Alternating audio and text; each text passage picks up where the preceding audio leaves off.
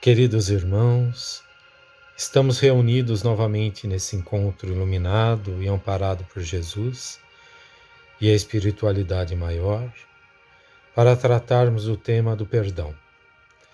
Esse tema tão importante para a nossa caminhada evolutiva e que encontra-se no capítulo 10 do Evangelho segundo o Espiritismo, o subtítulo Perdoai para que Deus vos perdoe. Eu, Sérgio, farei a prece inicial e de encerramento. A Vânia fará a leitura e o Fábio tecerá os comentários pertinentes ao assunto. Vamos fechar os olhos, então, elevando nossos pensamentos a Jesus, nosso Mestre Maior, pedindo o amparo necessário para que entendamos a importância do perdão e o coloquemos em prática no nosso dia a dia, pois o perdão nos livra de maus sentimentos como o rancor, a raiva e a vingança, libertando-nos das amarras negativas do passado para seguirmos adiante, rumo ao nosso amadurecimento espiritual. Que assim seja. Olá, vamos agora à leitura do capítulo 10 do Evangelho segundo o Espiritismo, no item Perdoai para que Deus vos perdoe. Bem-aventurados os misericordiosos, porque eles alcançarão misericórdia. Mateus capítulo 5, versículo 7. Se perdoardes aos homens as ofensas que vos fazem, também vosso Pai Celestial vos perdoará os vossos pecados. Mas se não perdoardes aos homens, tampouco vosso Pai vos perdoará os vossos pecados. Mateus, capítulo 6, versículos 14 e 15. Se teu irmão pecar contra ti, vai e corrige-o entre ti e ele somente. Se te ouvir, ganhado terás a teu irmão. Então, chegando-se Pedro a ele, perguntou: Senhor, quantas vezes poderá pecar meu irmão contra mim, para que eu lhe perdoe? Será até 7 vezes? Respondeu-lhe Jesus: Não te digo que até 7 vezes, mas que até 70 vezes 7 vezes. Mateus, capítulo 18, versículos 15, 21 e 22. A misericórdia é o complemento da mansuetude, pois os que não são misericordiosos também não são mansos e pacíficos. Ela consiste no esquecimento e no perdão das ofensas. O ódio e o rancor denotam uma alma sem elevação e sem grandeza. O esquecimento das ofensas é próprio das almas elevadas que pairam acima do mal que lhe quiseram fazer. Uma está sempre inquieta, é de uma sensibilidade sombria e amargurada. A outra é calma, cheia de mansuetude e caridade.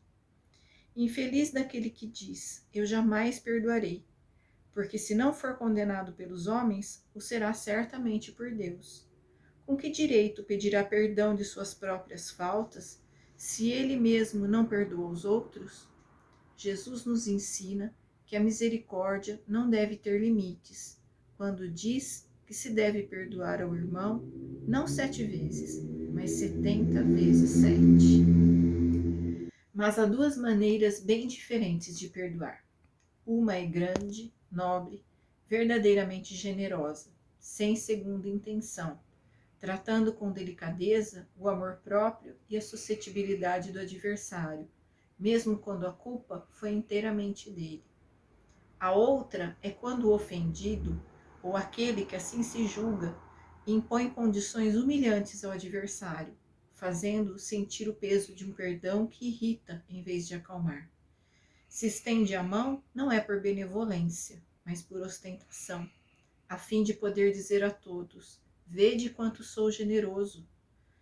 Nessas circunstâncias, é impossível que a reconciliação seja sincera de uma e de outra parte. Não, isso não é generosidade, mas apenas uma maneira de satisfazer o orgulho. Em todas as contendas, aquele que se mostra mais conciliador, que revela mais desinteresse próprio, mais caridade e verdadeira grandeza de alma, conquistará sempre a simpatia das pessoas imparciais. Obrigada.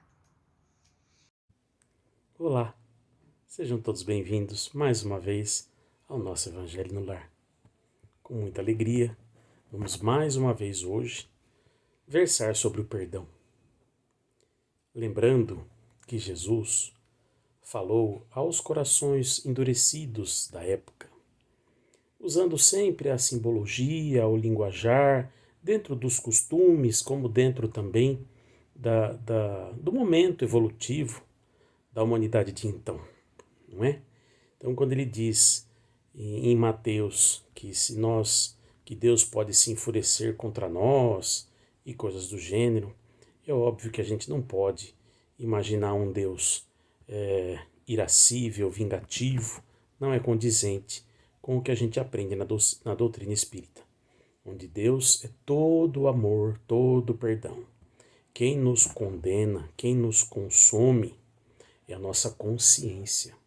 Essa não dá tréguas e é efetivamente o maior juiz de todos. Agora, amigos, como a gente pode imaginar a gente subir na escala da vida, nos planos evolutivos, como imaginar a gente crescer espiritualmente, deixando pendências para trás? Não é? É inconcebível isso. Agora vamos pensar quantas e quantas vezes Jesus enfatizou o perdão, como quando ele diz, Pedro pergunta, Senhor, quantas vezes perdoar?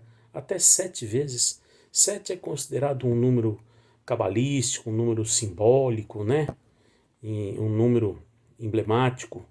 E Jesus diz até 70 vezes 7, quer dizer, ele decuplica o que estava no coração de Pedro, né? Até 7, não, 70 vezes 7. Quer dizer, para enfatizar a necessidade de perdoar, né? E tem muita razão, se nós não perdoarmos, com que direitos a gente acha que a gente vai poder pedir perdão? Né?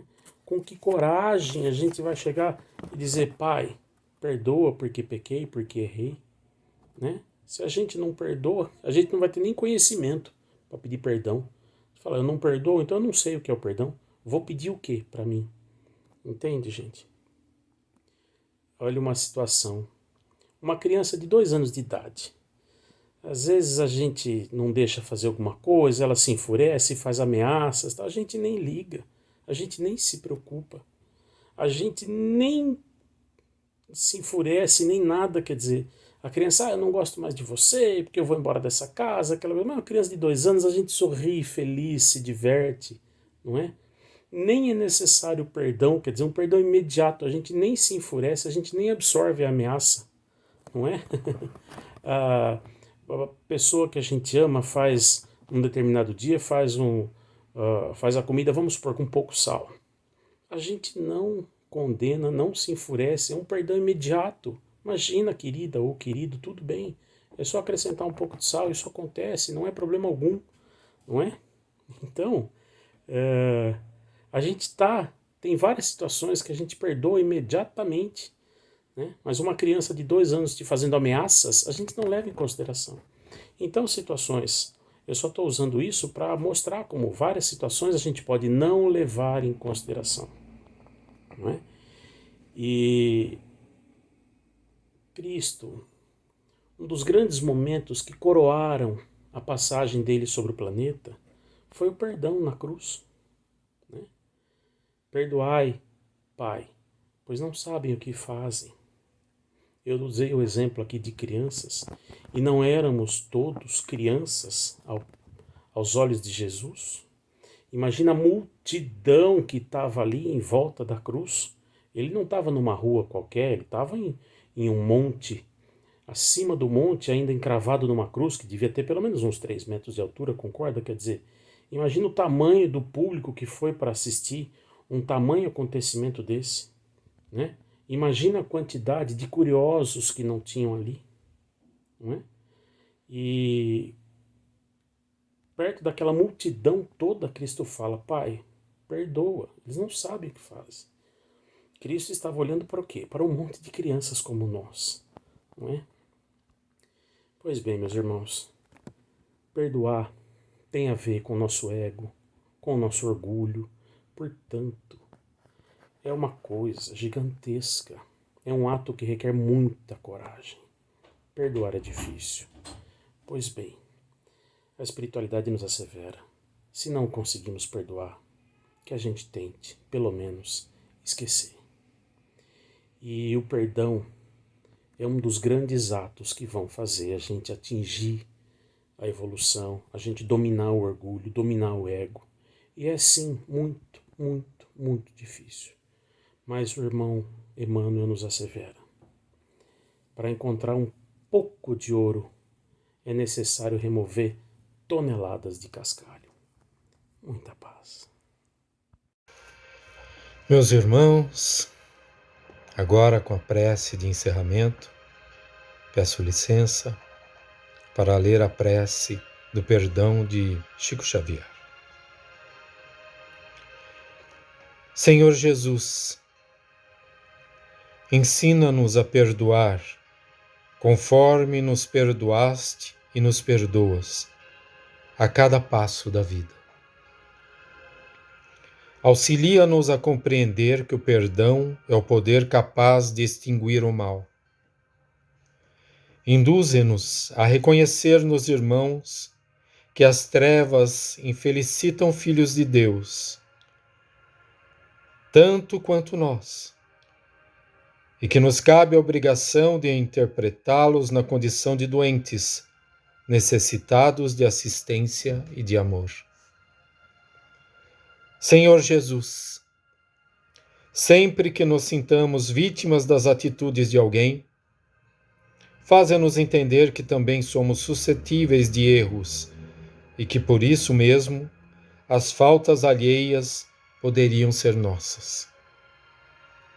Senhor, sabemos o que seja o perdão das ofensas, mas compadece-te de nós e ensina-nos a praticá-lo. Que assim seja. Obrigado.